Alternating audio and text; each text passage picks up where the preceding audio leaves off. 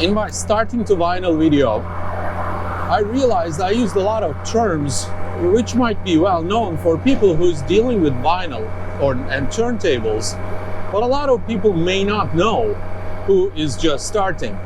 So in this video, I want to talk about those things I mentioned in the previous video, such as headshell and azimuth and tone arm, etc. So as soon as I get back to the office, I will put together a video explaining all those terms. So this video is all about the terminology. Not everything about the turntable terminology, but most common ones. And this is not a tutorial. I'm not going to talk about how to set up things. This is just about the names of the parts and certain settings and what do they actually mean. Alright, I brought my notes. I wanted to see what we were talking about in that video and what are the terms that we generally use for turntables. We have the cartridge. Cartridge is the main contact point between your tone arm or your wires and the record. The stylus and the cantilever of the cartridge continuously moves based on the grooves of your vinyl, and it kind of converts that to voltage. There are different ways of doing that, but the most common ones are moving coil and moving magnet, which I'm not getting into. But the general consensus is moving coil is more sensitive and more detailed compared to the moving magnet. Moving coil is a difficult technology to manufacture. That's why they are on the higher price side. And another thing is they create lower voltage values than the moving magnets. When we are talking about this voltage values, Phono preamplifier comes into the conversation because we mentioned Phono preamplifier. Why do we need a special preamplifier to use a turntable? Because the cartridge generates very low voltage, either moving coil or moving magnet. So if you try to plug that voltage into your regular amplifier is not going to register that. This is a very simple way of explaining it. And therefore, we use an interim signal booster, let's call it in a very bad way, in between your turntable, cartridge, and the amplifier, which is called Phono preamplifier, Phono stage. So you cannot take your turntable output and plug it into your line in on your amplifier or whatever you're using. So some of these turntables have built-in, especially entry-level turntables usually have built-in Phono preamplifiers that gives you a line out that goes to your amplifier and plays. And my phone goes crazy here. So that is the reason that we use Phono preamplifiers. Since moving magnet creates more voltage and little more common in the entry-level part, when you purchase an amplifier with a built-in Phono preamplifier, they usually only handle the moving magnet ones. What happens if you plug in a moving coil? Your volume is going to be awfully low. So that's the thing. It's not going to explode. Never tried though. Maybe it will explode. I don't know. The other thing I want to mention here is the azimuth. So we have the groove of your... Say it again. What was the name of that thing? The round black, usually black. Oh, record. Your record has a groove. Okay? So your stylus sits on that groove, and either side of that groove has music. recorded on it. One side represents left channel, the other side represents right channel. So when our head shell is not straight, that means one channel gets more connection than the other channel, so our stereo effect is not perfect. Therefore, we need to do the azimuth setup. Head shell is the part where we mount the cartridge. There are mainly two types of head shells, removable and fixed. I prefer the removable ones because when the head shell is off the tone arm, it is easier to install or remove the cartridge. Also, it gives us a possibility of having multiple head shells with different cartridges and switch them based on what we are listening to. This is a removable head shell. At the back of it, it has the contacts to connect to the tone arm connectors.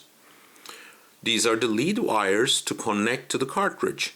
They are color coded so we can match the color of the connectors on our cartridge. This tone arm has a ring to attach and hold the head shell. Some head shells have small set screws to mount them on the tone arm. This tone arm head shell combination has a set screw to attach the head shell to the tone arm, and the screw is also used for azimuth adjustment. This is a fixed head shell tone arm. The ring you see here does not have anything to do with the head shell. The little circular piece is where the cartridge is attached. This part can be detached, however, the lead wires are coming from the tone arm. You must make the connections after the cartridge is attached to the tone arm. Azimuth adjustment for this kind of tone arms are usually at the base of the tone arm. The head shell gauge is a convenient tool to adjust azimuth. However, we must be careful when choosing a gauge since not all gauges are accurate.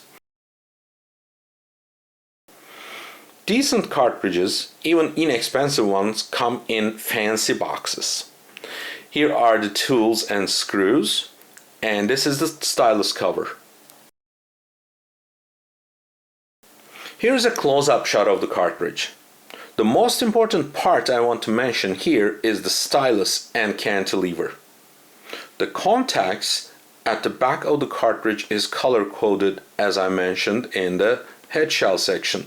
These colors correspond to the colors of the lead wires on the head shell or the tone arm.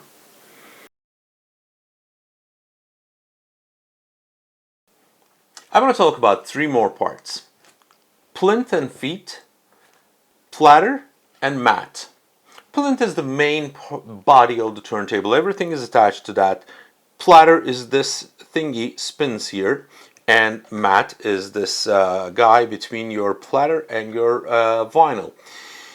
Mat can be leather or mainly rubber or cork or felt like this one, depending on the quality of your turntable.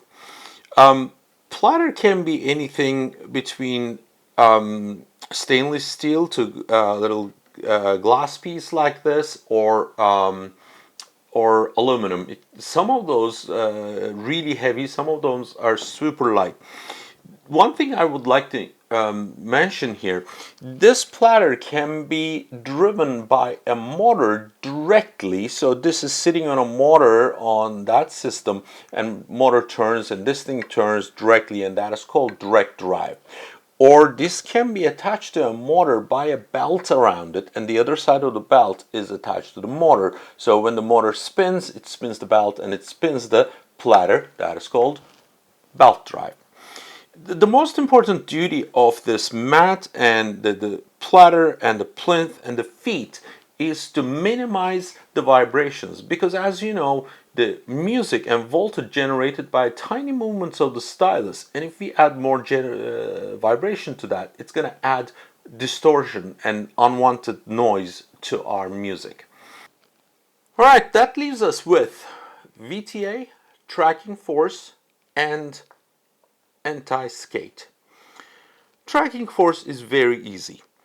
It is the pressure or weight that your stylus applies on your record, and every cartridge manufacturer has a range for that, 1.6 to 2 grams such as. So it is very simple. It's not a rocket science. Get yourself a scale and you can adjust it very easily by adjusting the weight on your counterweight on your tone arm. VTA is vertical tracking angle. That is the angle that your stylus makes with your vinyl. Now, some people eyeballs this, and some people use computer to do it so precise. And it's a kind of a controversial subject. So I'm not getting into that either. But you know, VTA is vertical tracking angle. Anti-skate is another thing you need to adjust. So when the vinyl is spinning, there is a tendency for the tone arm to go towards inside of the groove or the record. So that pushes our needle towards the inner groove more than the outer groove. If we don't fix this problem, we are, just like the azimuth setting, we are touching on one side of the groove more than the other, and we're not getting both channels equally.